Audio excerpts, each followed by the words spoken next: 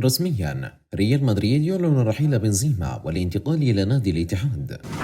أهلا ومرحبا بكم متابعي قناة سكرين سبورت. نرجو منكم الاشتراك بالقناة والإعجاب بالفيديو وتفعيل زر الجرس حتى تصلكم أخبار كرة القدم أولا بأول.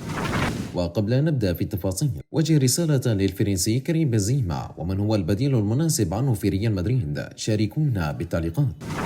أعلن ريال مدريد رحيل مهاجمه الفرنسي كريم بنزيما بعد مسيرة حافلة استمرت 14 عاما داخل جدران سانتياغو برنابيو. وقال النادي الملكي في بيان عبر موقعه الإلكتروني ظهر اليوم الأحد: اتفق ريال مدريد وقائد كريم بنزيما على إنهاء الفترة الرائعة التي لا تنسى مع نادينا. وأضاف: يريد ريال مدريد أن يظهر امتنانه وكل عاطفته تجاه أحد أعظم أساطيرنا. وأتم البيان: ريال مدريد هو منزله وسيظل دائما، ونتمنى له ولأسرته كل التوفيق في هذه المرحلة الجديدة من حياته. وأشار النادي إلى أن الثلاثاء المقبل 6 من يونيو في تمام الساعة 12 بتوقيت مدريد سيقام حفل وداع لبنزيما بحضور الرئيس فلورنتينو بيريز. وكانت تقارير صحفية قد أكدت على أن نادي الاتحاد اتفق مع بنزيما من أجل التعاقد معه خلال فترة الانتقالات الصيفية الحالية ليكون أول صفقات العميد. وكشف الإعلامي الرياضي أحمد العجلان عبر حسابه الشخصي على موقع تويتر للتواصل الاجتماعي عن موعد توقيع الاتحاد مع بنزيما للانضمام له بداية من الموسم المقبل. وجاء نص تغريدة العجلان كالآتي: المفاوض السعودي اتفق مع كريم بنزيما للحضور للسعودية لتمثيل نادي الاتحاد.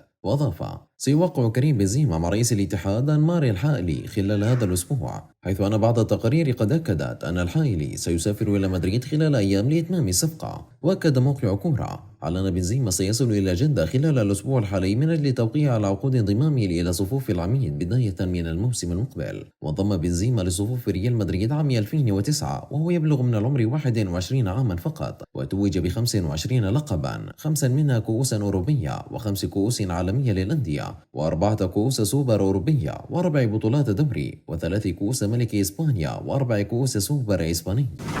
متابعينا الكرام، شكرا لكم على حسن المشاهدة، ولا تنسوا الاشتراك بالقناة والإعجاب بالفيديو وتفعيل زر الجرس فضلا وليس أمرا.